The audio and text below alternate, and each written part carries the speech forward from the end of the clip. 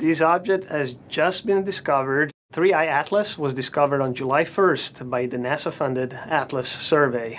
It was discovered using their telescope at Rio Hurtado in Chile, and it was first detected as a speck of light moving relative to background stars. We collected a good amount of data, more than 100 observations. We know its trajectory fairly well. We know it came from outside the solar system.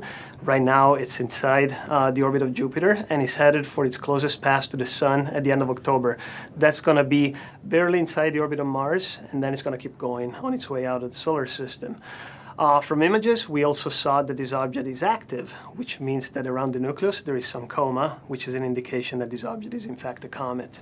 Right now it's hard to say how big this object is because being active, the brightness that we see is partially due to the size of the object, but also is partially due to the activity, and so we cannot really pinpoint the nucleus size directly. We have to better understand how active this object is, and then we can refine the size estimate and get a good idea. It's moving at a velocity of about 135,000 miles per hour, so it's going really fast. For that distance from the Sun, this is really exceptional. You have to be an interstellar object to be going that fast at that distance from the Sun. This object comes nowhere close to the Earth. It's going to make a pass close-ish to Mars at about 30 million kilometers or roughly 20 million miles from the red planet, but nowhere close to the Earth. It's not going to make a major close approach to any of the planets. So no risk from this object, just a scientific opportunity.